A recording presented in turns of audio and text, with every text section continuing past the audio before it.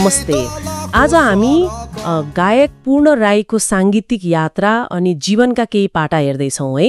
हो, पूर्ण राई एकदमै चर्चामा हुनुहुन्छ आजभोलि। हाम्रो छलफल चाहिँ पूर्ण राई सांगीतिक यात्रा र जीवनी भन्ने सामग्रीमा आधारित छ। ठीक हो। हाम्रो उद्देश्य के भने उहाँ कसरी यो क्षेत्रमा आउनुभयो, उहाँको संगीतको खास कुरो के हो र त्यसले कस्तो प्रभाव पार्यो भन्ने बुझ्ने कोसिस गरौँ न। एकदम सुरु गरौँ न त उहाँको अब प्रारम्भिक जीवनबाट। हुन्छ। उहाँको जन्म धरानमा हैन 20 जुन 1997 मा हो। अनि पारिवारिक पृष्ठभूमि नै अलि सांगीतिक थियो भन्ने छ। हो र कसरी? मतलब सानैदेखि संगीतमा रुचि थियो रे अनि घरबाटै आमा बुबाले गिटार सिक्न सहयोग गर्नुभयो। ए राम्रो नै। 3 भाइ मध्ये एक हुनुहुन्छ उहाँ अनि भाइहरू मिलेरै घरमा प्र्याक्टिस गर्ने वातावरण थियो। यसले त पक्कै पनि सानैदेखि त्यो जग बसाल्यो होला है? पक्कै पनि पारिवारिक साथ महत्त्वपूर्ण हुन्छ नि। अनि पढाइ स्कुलिङ धरानमै दिल्ली पब्लिक स्कुलबाट हो। अनि उच्च शिक्षाका लागि चाहिँ उहाँ दार्जिलिङ जानुभयो, सेलिसन कलेज सोनादामा। ए दार्जिलिङ। तर यो पढाइ सँगसँगै संगीतको व्यावसायिक यात्रा चाहिँ कहिले सुरु भयो त? त्यो चाहिँ अब सन् 2019 तिर आयो जब उहाँले युट्युबमा एउटा गीत राख्नुभयो। आफ्नै गीत? आफ्नै लेखन आफ्नै सङ्गीतमा मा भन्ने गीत। ए मा, मैले नि सुनेको छु त्यो। हो, त्यो नै उहाँको औपचारिक सुरुवात जस्तो भयो। अनि त्यो गीतले युवाहरूमाझ राम्रै पहुँच बनायो रे।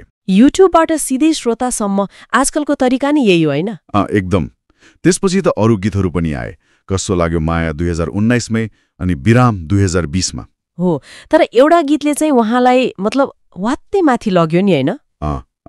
कुन गीत बन्न खोज्नु भएको? म मानाका कुराको कुरा गर्दैछु 2021 को। ए हो नि, मानाका कुरा। त्यो त साँच्चीकै टर्निङ पोइन्ट नै भयो उहाँको लागि। हो त नि, युट्युबमा 16 मिलियन भन्दा बढी भ्युज, त्यो त चान्सुने कुरो भएन नि।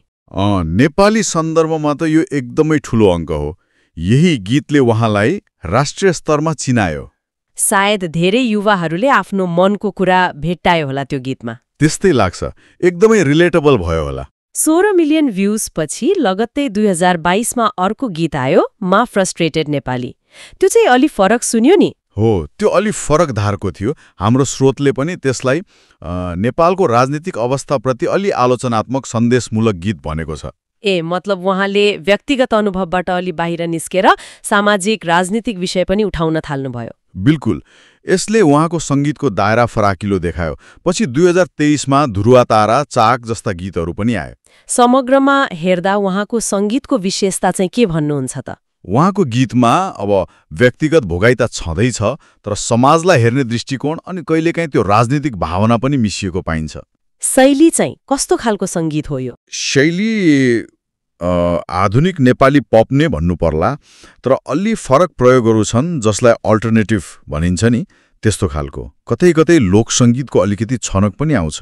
अनि आवाज, उहाँको स्वर पनि अलि फरक छ है?